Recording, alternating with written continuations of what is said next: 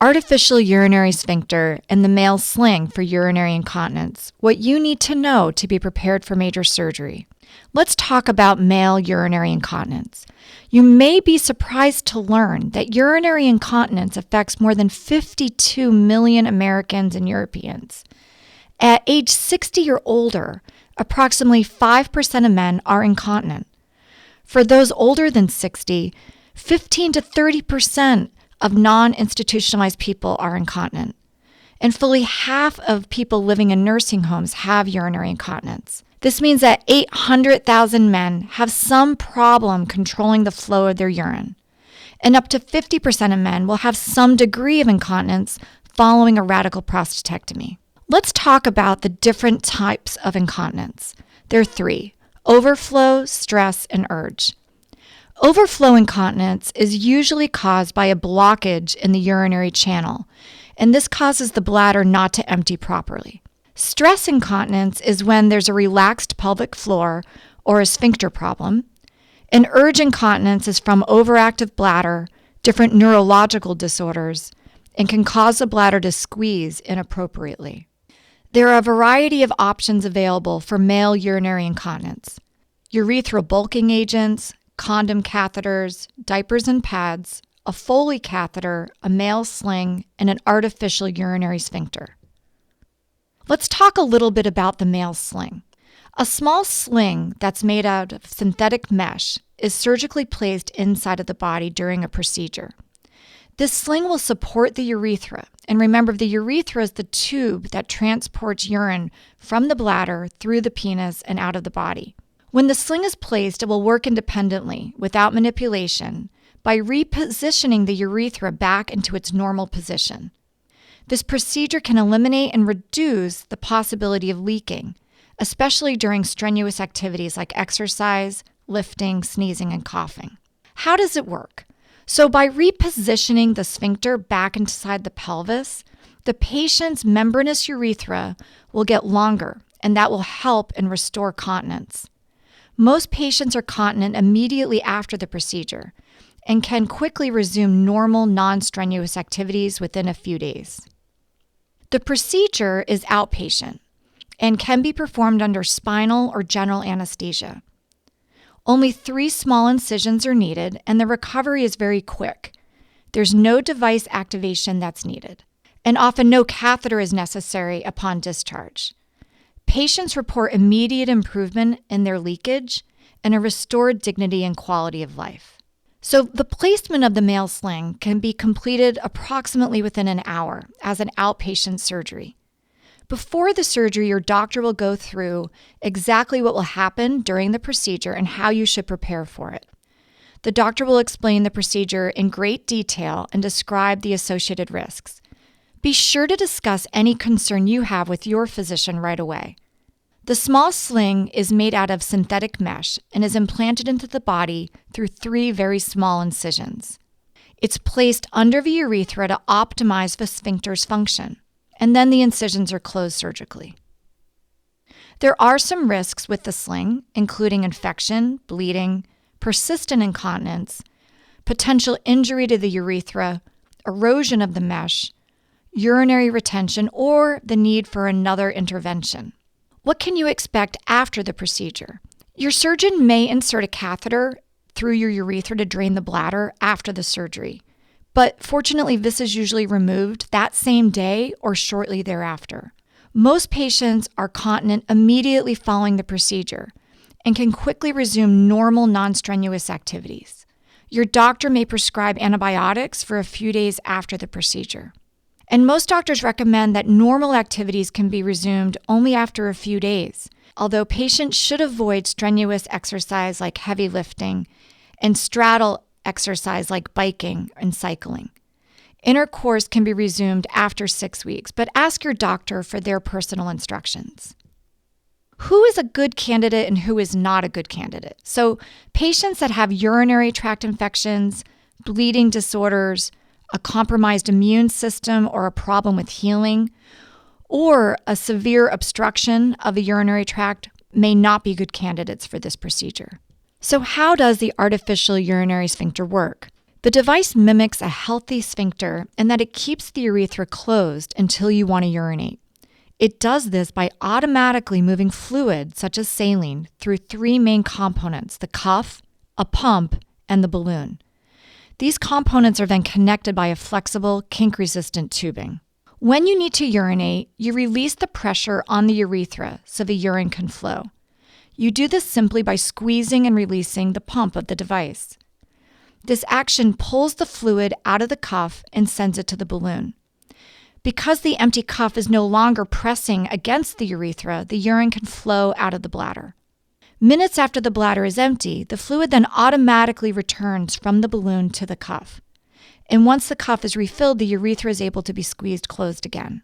What are the risks of the procedure? They include infection, bleeding, persistent incontinence, potential injury to the urethra, erosion of the device, urinary retention, injury to intra-abdominal structures like bowel, blood vessels, and bladder, or the need for additional medical or surgical management. So let's talk about the procedure. In general, the placement of the device involves the following steps. The surgeon will make an incision near the scrotum to expose the urethra, then measure the urethra to determine the right size of the cuff, and then positions the cuff around the urethra. Through a separate incision in the lower abdomen, the balloon is then positioned in the abdomen, and the pump is placed inside the scrotum. The tubing is connected between the components, and it's filled with a sterile fluid. Depending on your level of incontinence, your doctor may decide to use two cuffs to achieve better success. A second cuff has proven to be successful in providing more control for men with persistent, severe incontinence. You wouldn't notice any difference in device operation if you have two cuffs. And then the surgeon closes the incision. Who is not a good candidate for artificial urinary sphincter? Patients whom the physician determines to be poor candidates due to anesthesia because of physical or mental conditions. Patients who have irresolvable detrusor hyperreflexia or bladder instability may not be good candidates. Patients with a known allergy or sensitivity to rifampin or tetracyclines may not be good candidates. Patients with systemic lupus, because minocycline has been reported to aggravate this condition, may not be good candidates. So is artificial urinary sphincter or the male sling covered by insurance or Medicare? And most times they are. We need to actually schedule the surgery, and then we will submit for pre-authorization. Our staff will notify you of any monetary obligation that you would have in regard to the surgery.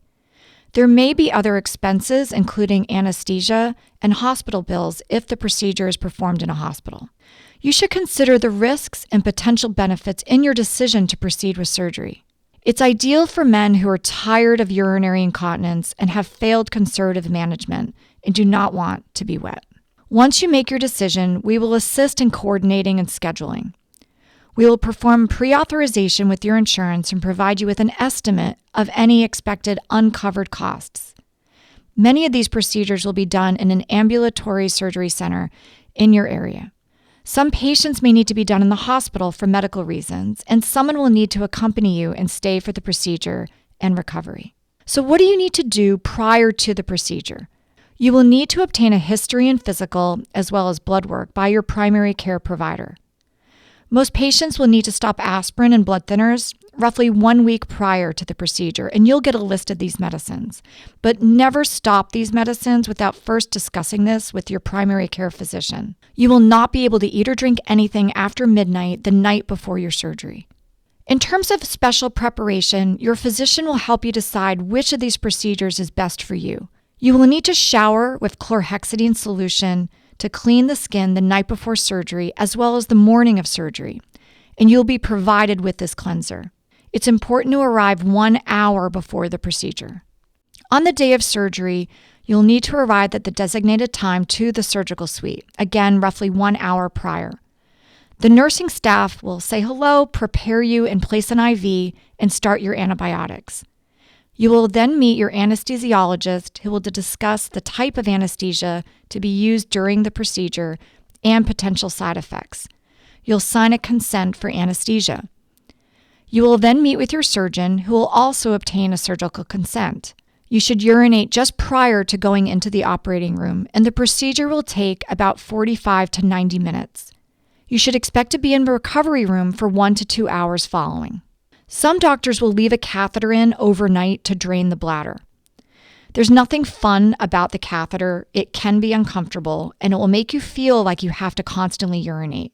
But usually the catheter is removed the day after the procedure. In the recovery room, the nurses will help wake you up from surgery. Afterwards, they'll give you something to eat and drink, and they'll make sure your pain is under good control. They'll review with you how to take care of the Foley catheter and go over all the medicines at discharge. They'll also review your surgeon's discharge instructions before you leave. Postoperatively, you'll probably receive antibiotics for a couple of days, a prescription for pain medication, and it's important to start stool softeners as the pain medication can make you constipated. At home, you can eat and drink normally, and you can shower postoperative day number 2 or 3. You'll need to make an appointment to see your surgeon back in 1 to 2 weeks. Another appointment will be scheduled roughly 4 weeks after the procedure on how to use the artificial urinary sphincter, and your doctor will tell you when it's safe to start using the device. Most patients will return to work 1 to 3 weeks after surgery. When do you call your doctor? So if you have a fever postoperatively greater than 101.5, if you're experiencing chills or drainage from the wound, if you notice any redness of the wound, it's important to call. If your pain is not adequately controlled, if you're unable to urinate or your catheter is not draining, or if you're having constipation despite using stool softeners. If you decide to undergo placement of a male sling or artificial urinary sphincter, we do hope that your procedure goes well. We greatly appreciate your feedback as we're always trying to improve the care that we provide our patients. If you have any questions regarding your procedure, please contact your urologist. Thank you.